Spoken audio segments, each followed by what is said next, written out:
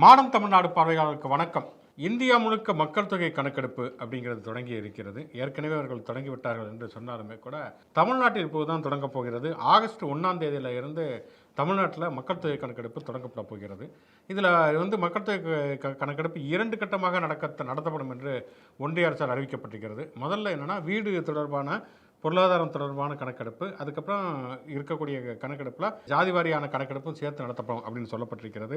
இதில் என்னென்னா இன்னைக்கு ஜூலை 17ஆம் தேதியிலிருந்து ஜூலை 31ஆம் தேதி வரைக்கும் இணையதளத்திலேயே போய் உங்களுடைய விவரங்களை நீங்கள் பதிவு செய்யலாம். su.census.gov.in அந்த இணையதளத்தில் போய் நீங்கள் பதிவு செய்யலாம். ஒரு 33 கேள்விகள் கேட்கப்பட்டிருக்கும். லியோ படத்தில் விஜயோட பேர் என்ன அப்படிங்கிற மாதிரியான ஒரு 33 கேள்வி அப்படிலாம் கேட்க மாட்டாங்க. உங்களுடைய வீட்டுடைய அளவு, என்ன பொருளால் செய்யப்பட்டிருக்கிறது, உங்கள்கிட்ட எத்தனை இருசக்கர வாகனங்கள் இருக்கிறது, எத்தனை 4 சக்கர வாகனங்கள் இருக்கிறது, இதெல்லாம் நம்முடைய சமூக பொருளாதாரம் பற்றி தெரிந்து கொள்வதற்காக ஒரு 33 கேள்விகள் கேட்கப்பட்டிருக்கும். உங்களுக்கு விருப்பம் இருந்தது, அதனால் வீட்டில் அவங்க கணக்கெடுப்புக்கு முன்னாடி நம்ம இணையதளத்தில் நானே அதை பதிவேற்றம் செய்வதற்கு தயாராக இருக்கிறேன், தகவல்களை தெரிவிக்க தயாராக இருக்கிறேன் அப்படின்னு சொன்னால் இந்த su.census.gov.in அதில் போய் உங்களுடைய தகவல்கள்லாம் நீங்கள் விவரங்களை பதிவிடலாம். அதுக்கப்புறம் உங்களுக்கு ஒரு மெசேஜ் வரும். அதில் இந்த ட்ராக் ஐடி மாதிரி ஒரு நம்பர் கொடுத்துருவாங்க. உங்கள் வீட்டுக்கு சென்சஸ் எடுக்க வரப்போ அந்த ஐடியை கொடுத்தாலே போதும், ட்ராக் ஐடி நம்பர் கொடுத்தாலே போதும் என்று சொல்லப்படுகிறது. அதனால் ஆர்வமுடையவர்கள் அந்த இணையதளத்தில் போய் பதிவு செய்து கொள்ளுங்கள். ஷோக்கில் போகும். இது முச்சந்திஷோ, நான் உங்கள் சுகுணாதி வாகர். நான் அலெக்ஸ் பாண்டியன்.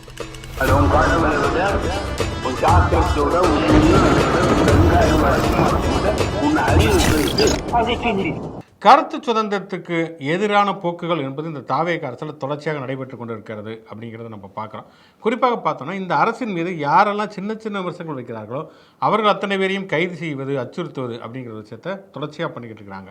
குறிப்பாக பார்த்தோம்னா திமுகவில் முன்னாள் அமைச்சர் அனிதா ராதாகிருஷ்ணன் கைது செய்யப்பட்டார். அதுக்கப்புறமே பார்த்தோம்னா எஸ்.எஸ். சிவசங்கர், அவர் மேலே அதாவது எஸ்.எஸ். சிவசங்கருடைய உதவியாளர் அப்படின்னு சொல்லி ஒருத்தர் மோசடி பண்ணிட்டார். அந்த மோசடி செய்தவர் புகார் கொடுத்துருக்காரு அப்படிங்கிற பேரில் சிவசங்கர் மீது வழக்கு பதிவு செய்யப்பட்டது அப்படிங்கிறத பார்க்குறோம். அப்புறம் ஏவாவேலு மேலே லஞ்ச ஒழிப்புத்துறை ஒரு புகாரை பதிவு செய்திருக்கிறது. அப்புறம் அவருக்கு லுக் அவுட் நோட்டீஸ் எல்லாம் கொடுத்தார்கள். அது நீதிமன்றத்தில் போய் அந்த லுக் அவுட் நோட்டீஸ் என்பது ரத்து செய்யப்பட்டு விட்டது. இப்போ ஏவாவேலு மேலேயோ சிவசங்கர் மேலேயோ அனிதா ராதாகிருஷ்ணன் மேலேயோ அவங்க புகாரை பதிவு செய்யக்கூடாது அல்லது கைதே செய்யக்கூடாதுன்னு நம்ம சொல்லலை.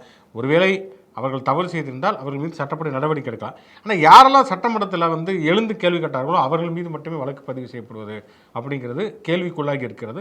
இன்னொரு பக்கம் ஜென்சிங்கிற அமைப்பு திமுகவில் தன்னெழுச்சியாக ஜென்சி அப்படிங்கிற ஒரு 19 to 27 வயது வரை உள்ள இளைஞர்கள் அவங்க அங்கங்கே கூட்டங்கள் நடத்தி கொண்டிருக்கிறார்கள். அந்த கூட்டங்களை நடத்தக்கூடியவர்களுக்கு பல்வேறு விதமான மிரட்டல்கள், அச்சுறுத்தல்கள். ஒருத்தர்லாம் கனிஷ்கர் அப்படிங்கிற ஒரு இளைஞரெல்லாம் மாற்றுத்திறனாளி இளைஞர், அவரெல்லாம் தாவேக்காரர்கள்லாம் நடு ரோட்டில் வச்சு தாக்குதலுக்கு உள்ளானார். அதுக்கப்புறமேல அன்பானந்தம் என்கிற ஒருவர் அந்த ஜென்சி கூட்டத்தினுடைய ஒருங்கிணைப்பாளர், அவர் கைது செய்யப்பட்டார் அப்படிங்கிறத பார்க்குறோம். கேட்டால் அப்யூஸ் கண்டென்ட் போடுறாங்க அப்படின்னு சொன்னாங்க. அப்யூஸ் கண்டென்ட் போடணும்னு சொல்லி கைது செய்யணும்னா விஜயை கூட கைது பண்ணலாம். ஏன்னா அவர் மேடைகளில் கிட்டத்தட்ட அப்யூஸ் கண்டென்ட் நிறையா பேசுகிறார். வாயில் நல்லா வருது, என்ன டேஸுக்கு, இதெல்லாமே அப்யூசிவ் கண்டென்ட். இப்படி ஒரு பக்கம் இருக்க, நேற்று புதிய தலைமுறையினுடைய ஒரு மூத்த பத்திரிகையாளர், நேர்பட பேசுவனுடைய நெறியாளர்கள் ஒருவர் திரு விஜயன், அவர் நேற்று விசாரணைங்கிற பேரில் மிகப்பெரிய அளவில் அலைக்கழிக்கப்பட்டிருக்கிறார். என்ன நடந்திருக்கிறது அப்படின்னு சொன்னால், இந்த ஐடிபிஎஸ் என்கிற இந்த கருத்து கணிப்பு நடத்தக்கூடிய ஒரு நிறுவனம் திருநாவுக்கரசு என்பவர் நடத்தி கொண்டிருக்கிறார். அவர் பார்த்தோம்னா கடந்த காலத்தில், அதாவது நாடாளுமன்ற தேர்தலின் போது கோயம்புத்தூர் அண்ணாமலை ஜெயிப்பார், அண்ணாமலை மட்டும் ஜெயிக்கலைன்னா நான் இனிமேல் சர்வே எடுக்க மாட்டேன் அப்படின்னாரு. அண்ணாமலை தோத்துட்டார். ஆனாலும் அவர் தொடர்ச்சியாக சர்வே எடுத்துகிட்டு இருக்காரு. போன சட்டமன்ற 2021 சட்டமன்ற தேர்தலில் கிட்டத்தட்ட எல்லா சர்வே கருத்து கணிப்புகளும் திமுக தான் ஆட்சியை பிடிக்கும்னு சொல்லிக்கிட்டு இருக்கிற நேரத்தில் அவர் மட்டும் என்னென்னா தாவேக்கா தான் ஆட்சியை பிடிக்க வாய்ப்பு இருக்குது, அதுவும் குறிப்பாக சென்னையில் அதிகமான இடங்களை தாவேக்கா கைப்பற்றும் அப்படின்னு சொன்னப்போ எல்லாரும் காமெடியாக நினச்சி அதை கடந்து போயிட்டாங்க. ஆனால் அதான் உண்மையாகிடுச்சுங்கிறது வேறு விஷயம். அந்த ஐடிபிஎஸ் திருநாவுக்கரசு அப்படிங்கிறவர் நேர்பட பேசி வாதங்களையும் கலந்துட்டுருக்கார். நானுமே நிறைய வாதங்களை கலந்துருக்கிறேன், அந்த திருநாவுக்கரசுமே விவாதங்களில் கலந்துருக்கார். அப்போ திரு விஜயன் அவர்கள் அவரோட தொடர்ச்சியாக தொடர்புகளில் இருந்திருக்கார். பொதுவாக பத்திரிகையாளர்கள் எல்லாருமே தொடர்பில் இருப்பாங்க. அப்போ அவருக்கும் இவருக்கும் இடையில் வாட்ஸ்அப்பில் உரையாடல்கள் நடந்திருக்கிறது. இப்போ என்னடா அந்த திருநாவுக்கரசோடு இவர் எப்படி அண்ணன் புலங்காமல் எப்படி தொடர்பு வைத்திருந்தார், ஆட்சியை கவிழ்ப்பதற்கான குற்றச்செயல்களுக்கான சதியெல்லாம் அனுப்பப்பட்டு இருக்கிறது அப்படிங்கிற பெயரில் விஜயன் முதல்ல ஒரு 10 மணிக்கு விசாரணை நடத்தியிருக்கிறார்கள் நேற்று முதல் நாள். 10 மணிலேருந்து 2 மணி 12 மணி வரைக்கும் வந்து விசாரித்திருக்கார்கள். இவரும் கொண்டு போய் அவர் கூட என்ன பேசினேன் போனேன் வந்தங்கிற செல்ஃபோனில் இருக்கக்கூடிய மெசேஜ் எல்லாம் காட்டியிருக்காரு. பார்த்துட்டு சரி நீங்கள் வீட்டுக்கு போகலாம் அப்படின்னு இருக்காங்க. வீட்டுக்கு போயிட்டு இருக்கப்பயே திருப்பி கூப்பிட்டுருக்காங்க. திருப்பி கூப்பிட்டு வச்சு விசாரணைங்கிற பேரில் கிட்டத்தட்ட நள்ளிரவு 2 மணி வரைக்கும் முன்னால் என்ன கேள்விகள் கேட்டாங்களோ அதையே திருப்பி எல்லாமே கேட்டிருக்காங்க. அதுக்கப்புறம் வீட்டுக்கு போங்கன்னு இருக்காங்க. திருப்பி காலைல 11 மணிக்கு ஆஜராகணும்னு இருக்காங்க. 11 மணிலேருந்து 7 மணி வரைக்கும் எந்த விசாரணை நடத்தாமல் அப்படியே வச்சிருந்திருக்காங்க. அதுக்கிடையில் அவருடைய செல்ஃபோனையுமே வாங்கி வைத்துக் கொண்டிருக்கிறார்கள் அப்படிங்கிறது தான் ஒரு மிகப்பெரிய குற்றச்சாட்டு. பொதுவாக பத்திரிகையாளர்களை பொறுத்த வரைக்கும் பார்த்தோம்னா வந்து அவங்க எல்லாரோடும் தொடர்பில் இருப்பாங்க. நமக்கு நன்றாகவே தெரியும் வந்து சந்தன கடத்தல் வீரப்பன் வந்து காவல்துறையினாலே பிடிக்க முடியல. ஆனால் நக்கீரன் பத்திரிகையாளர் கோபாலோடு அவர் தொடர்பில் இருந்தார்கள் எல்லாருக்கும் தெரியும். அவர் நேரடியாக காட்டுக்குள்ளேயே போய் அவரை பேட்டியெல்லாம் எடுத்துகிட்டு வந்தார். இந்தியா டுடே வந்து வீரப்பனோட தொடர்பில் இருந்தது. அதே மாதிரி பார்த்தோம்னு சொன்னால் விகடனில் கூட வீரப்பன் தொடர்பான செய்திகள் நிறைய வந்திருக்கிறது. பத்திரிகையாளர்கள் போது எல்லாரோடும் எல்லா தரப்பினரோடும் இருப்பவர்கள். தலைமறைவாக இருக்கக்கூடிய குற்றவாளிகள், பயங்கரவாதிகள், இவங்ககிட்ட இருந்து ஆரம்பித்து எல்லாருமே தொடர்பில் இருப்பாங்க. இருப்பாங்கன்னா அவங்களை கூப்பிட்டு சாப்பாடு போடுறது, இல்லை கல்யாணத்துக்கு பத்திரிக்கை வைக்கிறது, அப்படி தொடர்பில் இருக்க மாட்டாங்க. செய்தி சேகரிப்பு சில சமயம் என்னென்னா வந்து ஒருத்தர் வந்து குற்றமே செய்யாமல் இருப்பார்கள், அல்லது அவர்கள் தாங்கள் குற்றவாளி இல்லை என்று நினைத்திருப்பார்கள். அப்போ அவங்க தரப்பு நியாயத்தை வந்து மக்களுக்கு தெரியப்படுத்தணும், பொதுவெளிக்கு தெரியப்படுத்தணுங்கிறப்ப இந்த மாதிரியான பத்திரிகைகள் மூலமாக தெரிவிப்பது அப்படிங்கிறத வழக்கம்.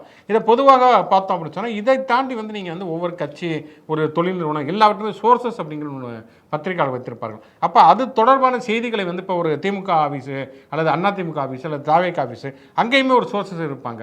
அவங்க கட்சிக்குள்ள நடக்கக்கூடிய தகவல்களை எல்லாம் வந்து பகிர்ந்து கொள்வது இதெல்லாம் வழக்கமாக பத்திரிகை உலகத்தில் ஊடக உலகத்தில் நடக்கக்கூடிய ஒன்று. அதுவும் இல்லாமல் இந்த திருநாவுக்கரசு என்பவர் ஏற்கனவே கருத்து கணிப்பு நடத்திட்டு இருக்காரு. தாவேக்கு சாதகமாக கருத்து கணிப்பு நடத்திருக்காரு. அவர் விவாத நிகழ்ச்சிகளில் வந்து பங்கு பெற்றிருக்கிறார். அப்படிங்கிறப்ப அவரோட தொடர்பில் இருந்திருக்கலாம். அவர் நிறைய வாட்ஸ்அப் குரூப்பில் இருந்திருப்பார். அது ஒரு பத்திரிகையாளர் வழக்கமாக செய்யக்கூடிய கடமையை தான் வந்து விஜயன் என்பவர் செய்திருக்கிறார். அவரை கூப்பிட்டு விசாரணைகளை பேர் அலைக்கழித்தது மட்டும் இல்லாமல் செல்போனையும் பிடிக்க வச்சிருந்திருக்கிறாங்க என்பதை கருத்து சுதந்திரத்துடைய கழுத்தை நெரிக்கக்கூடிய, ஜனநாயகத்துடைய குரல் வழியை நெரிக்கக்கூடிய ஒரு வேலையை வந்து தாவேக அரசு செய்திருக்கிறது.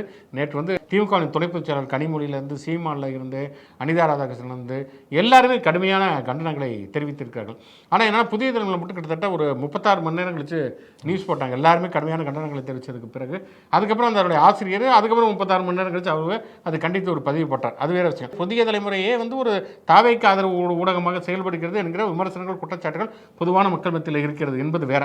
ஆனால் அந்த நிறுவனத்தில் வந்து ஒரு மூத்த பத்திரிகையாளராக இருக்கக்கூடிய ஒருவரை விசாரணைங்கிற பேரில் இப்படி அலைக்கழிப்பது என்பது தவறான ஒரு விஷயம். அதுக்கப்புறம் காவல்துறை செய்தி குறிப்பு வெளியிடறாங்க. அதில் என்னென்னமோ தாவேக்கு ஆட்சியை கவிக்கிறதுக்கு விஜயன் தான் வந்து பிளான் பண்ணார், அவர் தான் வந்து 35 கோடி ரூபாய் வாங்கி அவர்கிட்ட கொடுத்தாரு அப்படிங்கிற ரேஞ்சுக்குமே அந்த செய்தி குறிப்புமே இருக்கிறது.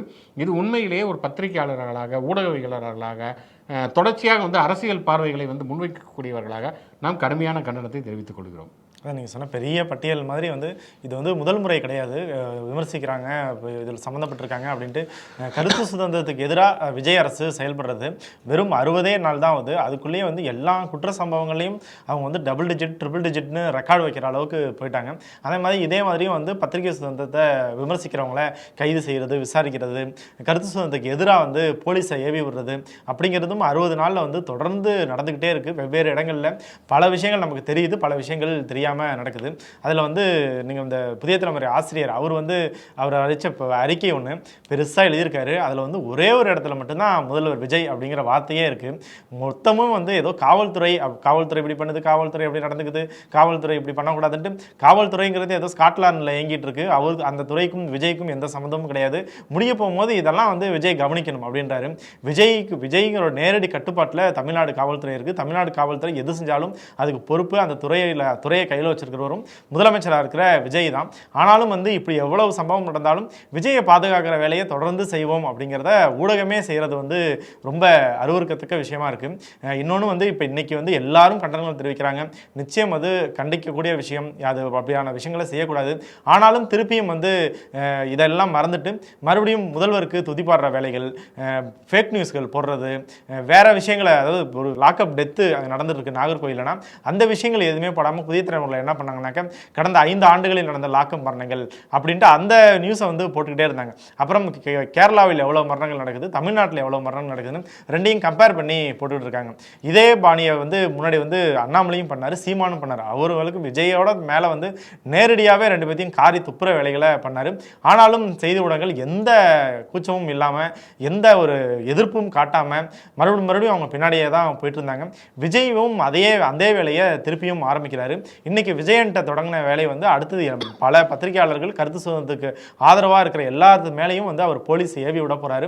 ஆனாலும் வந்து ஒரு கடுமையான எதிர்ப்பு, அவருக்கு ஒரு பதில் அப்படிங்கிறது இல்லாமல் ஒரு கண்டனம், எதிர்ப்பு தெரிவிக்கிறோம் அப்படின்னு சாஃப்டா டீல் பண்ணா இது வந்து விபரீதமான முடிவுகளை சந்திக்க வேண்டியது. தாவேக்காவுடைய ஆட்சியிலே 60 நாள் ஆட்சியிலே 9 ஆணவ கொலைகள் நடந்திருக்கிறது என்று சொல்லி வேற யாரும் எழுதவில்லை.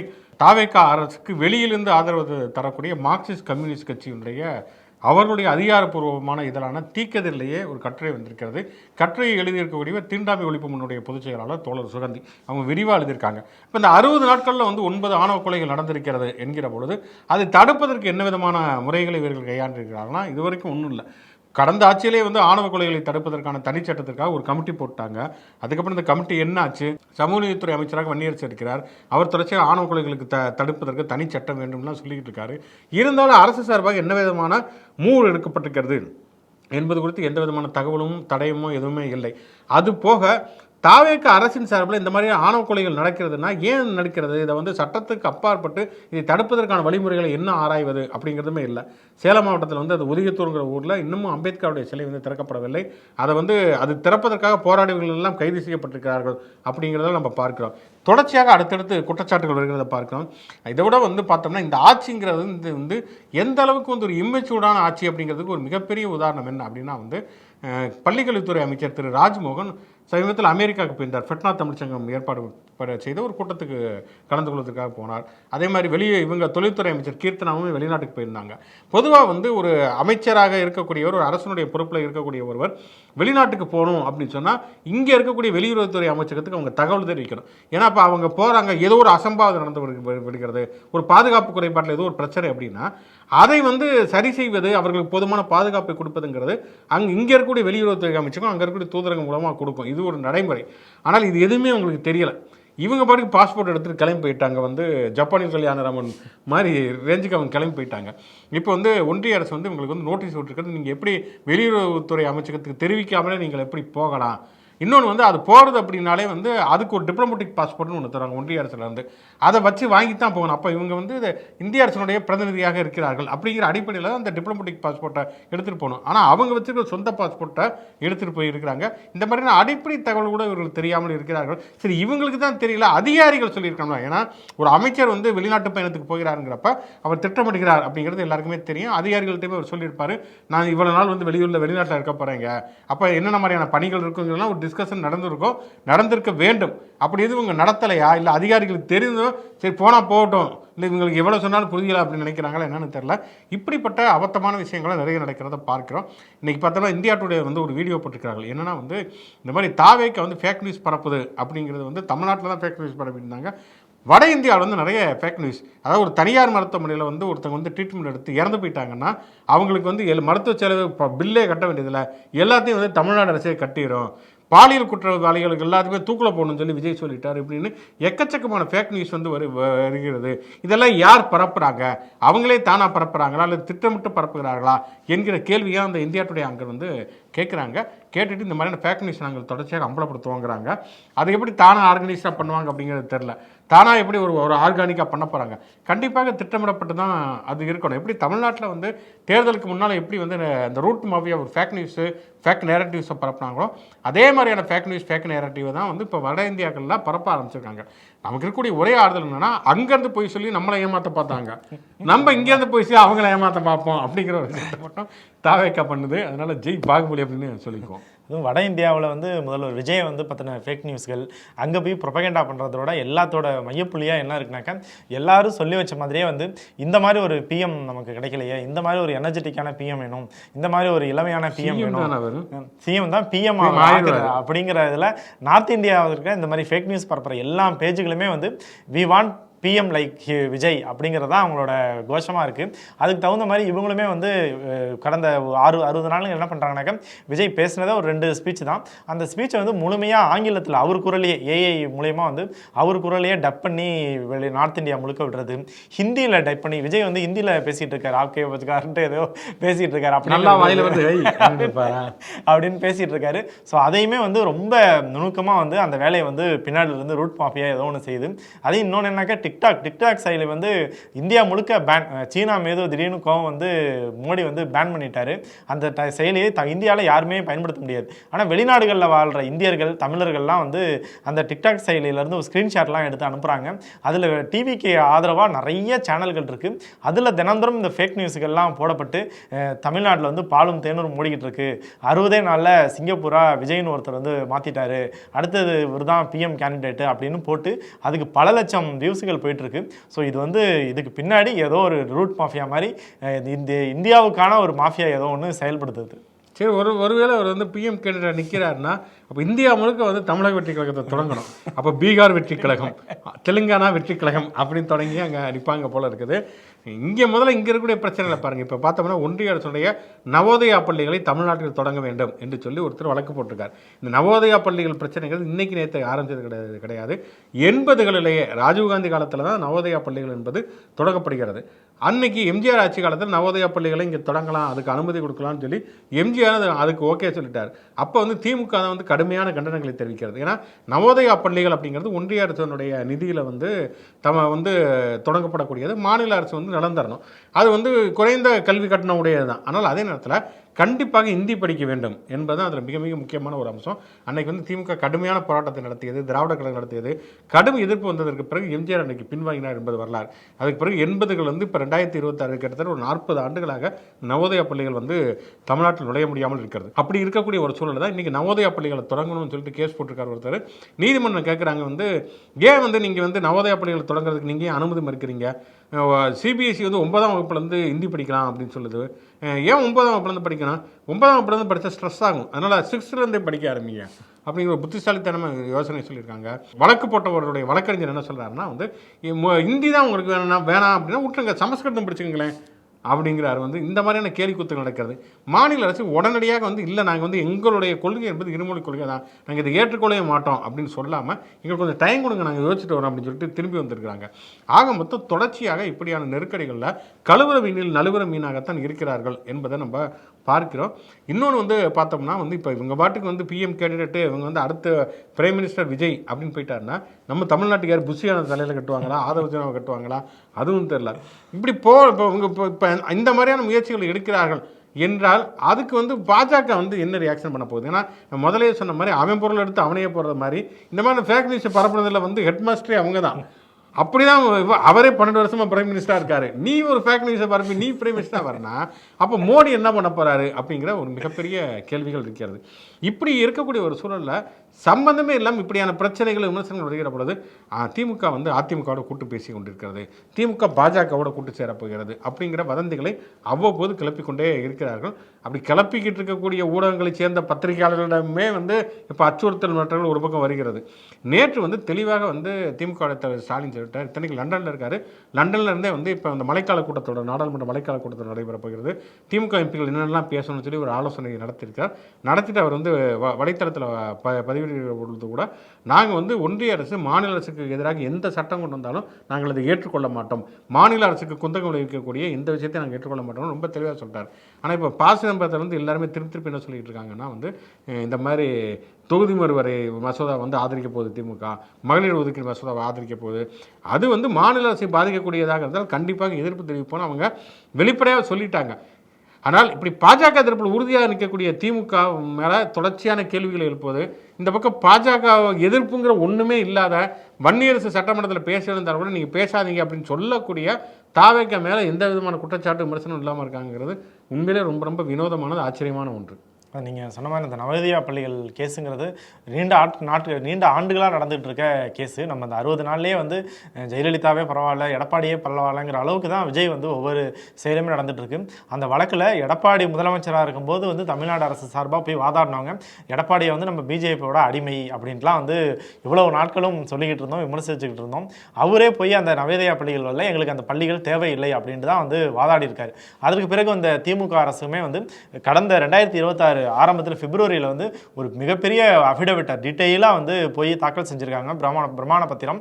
அதில் வந்து ஏன் நவேதா பள்ளிகள் தமிழ்நாட்டுக்கு வேணாம், ஏன்னா நவேதியா பள்ளிகளோட நோக்கமே வந்து கல்வி தரத்தை உயர்த்துறது.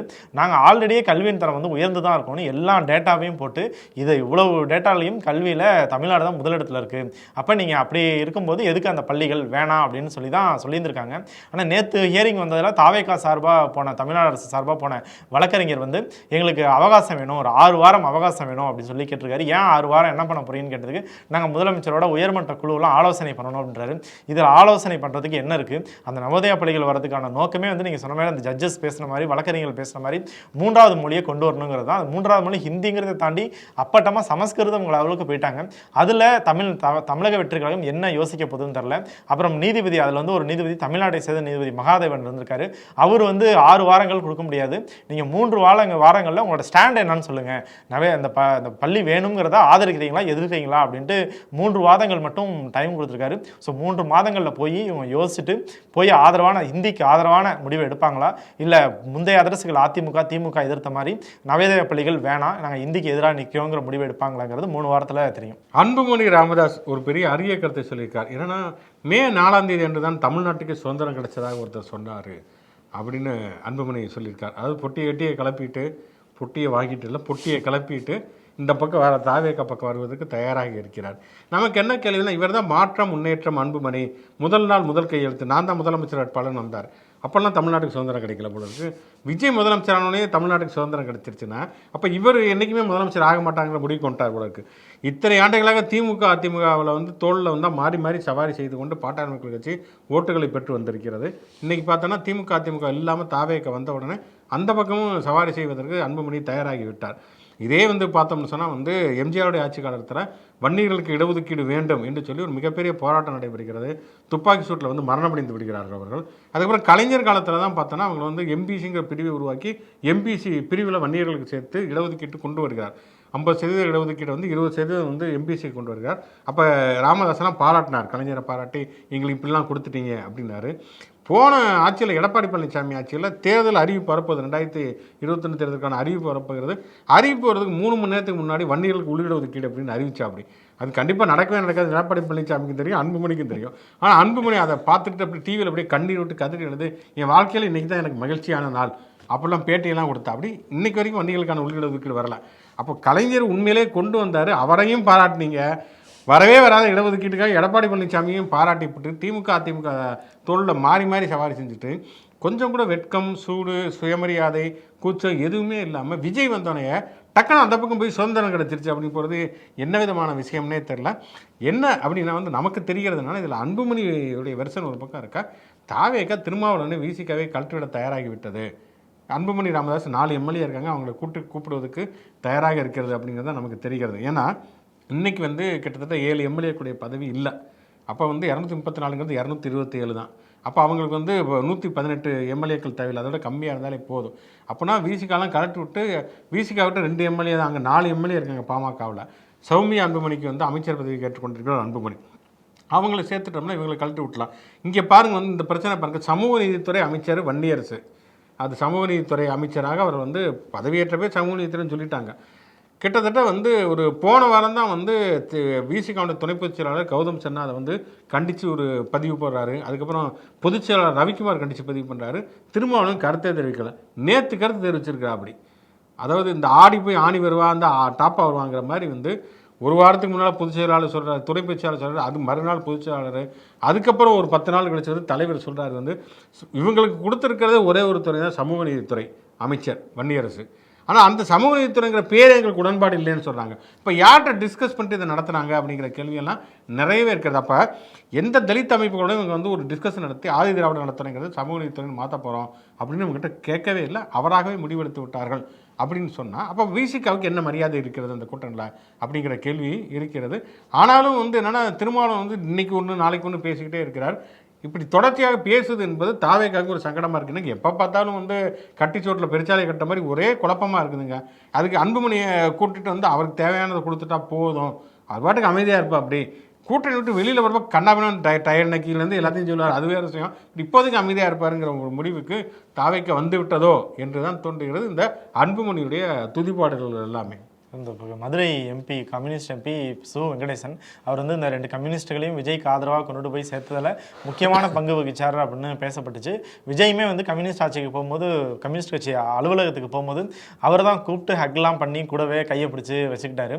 அவர் வந்து தொடர்ந்து ஒரு 2 விஷயங்களில் வந்து ஆதரவாக இருந்தவர். இப்போ தாவேக அரசுக்கு எதிராக வந்து மதுரை மாநகராட்சி ஊழியர்களை வந்து தனியார் மையத்துக்கு ஒப்படைக்கிறது, குடிநீரை வந்து தனியாருக்கு ஒப்படைக்கலாம் எதிர்ப்பு தெரிவித்தார்.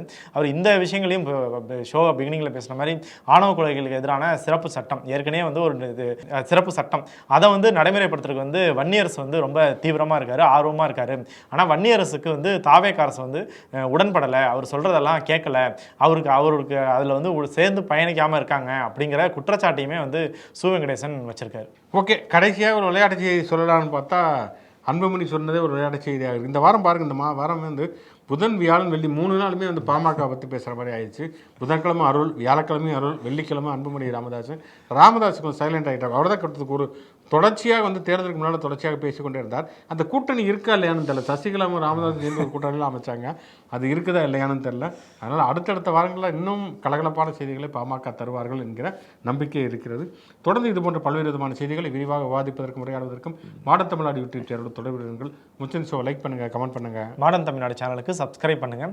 யூடியூப் மாதிரியே மற்ற சமூக இணையதளங்களையும் நமக்கான பேஜஸ் இருக்குது, அங்கேயும் லைக் பண்ணி ஷேர் பண்ணி உங்களோட ஆதரவை தொடர்ந்து கொடுங்க. மீண்டும் உங்கள் சந்திப்போம். நன்றி.